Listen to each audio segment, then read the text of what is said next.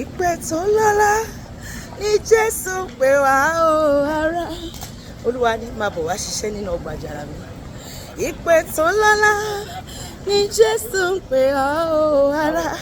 Ìpè tó lọ́lá ní Jésù pè mí àti ìpè ológo ni òpè ní tí pè ní ṣọlá. Ìpè ayọ̀ ìpè ògo ní Jésù pè ọ́. Ó ìpè ayọ̀ ìpè ọlá. Ìpè tó lọ́lá ní Jésù pè wá o ará. Rántí ìpè rẹ o, má ṣe bàjẹ́, má ṣe fi ṣeré o. Ìpè ológo ni ọba tó pè mí o, ó ṣe ọba tó yàn mí o, ó ṣe ọba tó ṣe mí lógo mo yàn. Gbogbo wa ní Jésù pè, bóyá ọ̀ṣà ni ẹ, bóyá kwaya ni ẹ, bóyá klage ni ẹ, bóyá deacon ni ẹ, bóyá deaconess ni ẹ, bóyá lady evangelist ni ẹ, bóyá ọkànjọ́ mọ̀jọ́ lásán wípé o ti gba Jésù gbọ́ ìpè ni, wípé o sọ pé Olúwa mo fayé mi fún ọ, o gbọ́ ìpè yẹn ó lè jẹ́ dúró síbi tọ́lọ́run fi ẹ́ sí, máa ṣojúṣe ẹ̀. Ó ní òun ò ní ṣe aláìṣe òdodo láti gbàgbé iṣẹ́ rere wa gbogbo. Ọjọ́ kan wà, ọjọ́ ológo, ọjọ́ elérè, tá a máa gba èrè gbogbo iṣẹ́ tá a ṣe. Bóyá èèyàn kan náání ẹ tàbí wọn ò náání ẹ, bóyá wọn appreciate ẹ, wọn appreciate ẹ, bóyá wọn recognize ẹ, wọn ò recognize ẹ, àwọn òun recognize ẹ. Èyí tó dẹ̀ jà jù yẹn ìyẹn Ọlọ́run lójú, kì í ṣe ìyẹn ènìyàn. Ọlọ́run yóò sọ fún ìmọ̀ àti ẹ̀. Ó ní àwọn oníṣẹ́ aláìfarahàn níwájú ìtẹ́ ìdájọ́ láti gba èrè iṣẹ́ rere gbogbo tá a ṣe. Ìbá ṣe rere àbí búburú ló ṣe, ó máa gba èrè ẹ̀. A ó gba èrè rẹ̀ bá ti Jésù bá dé. Ohun tá a ṣe fọ́lọ́run kò gbé, àfipamọ́ sọ́run ni. Bẹ́ẹ̀ni, rántí ìpè rẹ o, má ṣe bàjẹ́, má ṣe fi ṣeré o. Ìpè ológo ni. Gbogbo wa ní Jésù pé o, gbogbo wa ní Jésù rán níṣẹ́. Èyí tí mò ń ṣe yìí ń tọ́lọ́run ní kí n máa ṣe ni iṣẹ́ ìránṣẹ́ kan nìyẹn lọ́tọ̀. Iṣẹ́ wa lè yàtọ̀ síra wọn, ṣùgbọ́n ìpè jẹ́ ọ̀kan. Ìpè wa ó tó ga jù ní pé a jẹ́ ọmọ ìgbàlà, àjogún ìyè, ìyè àìnípẹ̀kun o, ìyè àìnípẹ̀kun ayọ̀ ayérayé. Ìpè tó ní bùkún látòkè ọ̀run, ìpè tó ní bùkún ni ẹ̀mí pè wá o.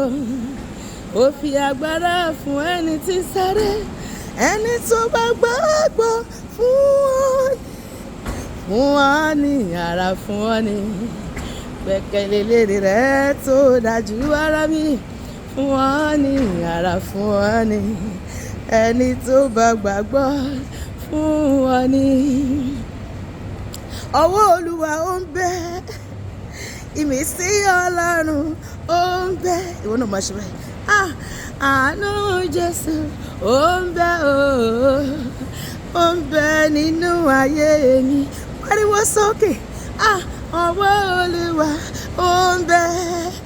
Ó láwọn tá a pè láyàn, àwọn tá a yàn láṣẹ lógo. Ìmísí Ọlọ́run ó ń bẹ àánú Jésù ó ń bẹ ó ń bẹ nínú ayé mi.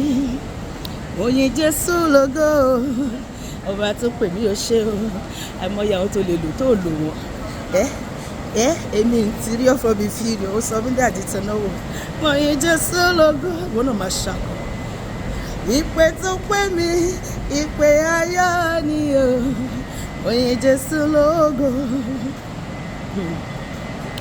Mo gbọ́ ìpè Ọlọ́run mi o. Mo gbọ́ ìpè Ọlọ́run mi.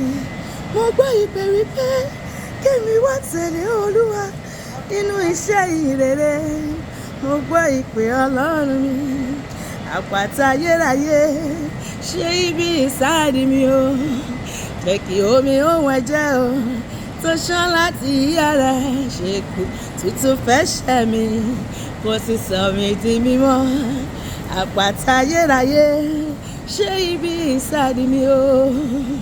Mo gbé ọ̀gá ọba tèmi, ẹni tó fìfẹ́ ṣe wáyé, kò sóhun tó lè yà mí a Jésù ọba ìgbàlà o. Òun ṣàlẹ́lìwà mi sọ́kò Olúwa ṣe mí lógo ara ọ̀tọ̀ lójú gbogbo àwọn ọ̀tá mi. Ìwọ ló pè mí, ìwọ ló yàn mí, ló rán mi níṣẹ́. ọ̀rọ̀ ọmọ níṣẹ́ fún àyàtì, ọ̀rọ̀ ọmọ lágbèwọlé sọ pé olúwa tì mí lẹ́yìn kójú má tì mí láyé. Ibi gíga tẹ́nìkan ni ò lè rò pé mo lè dé láyé, ọlọ́run gbé mi lọ síbẹ̀ lọ́dún yìí. Lójú gbogbo àwọn tó ti rò mí pé olúwa sọ mí di ènìyàn, sọ mí di pàtàkì, jẹ́ kí ọ̀rọ̀ mi dàbí òkúta tí àwọn ọmọdé kọ̀ tó wá dìbò lé mi, sọ mí di pàtàkì nínú ìran yìí, sọ mí di àtìtọ́nàwò ní àgbáyé, sọ mí di ògo àgbáyé, sọ mí di ohun àgbáyé, sọ mí di ìlú mọ̀ọ́ká ní àgbáyé lórúkọ Jésù. Bá ṣe wíyẹ bó ṣe máa ṣẹ nìyẹn, ní orúkọ Jésù ni a gba àdúrà, àmín.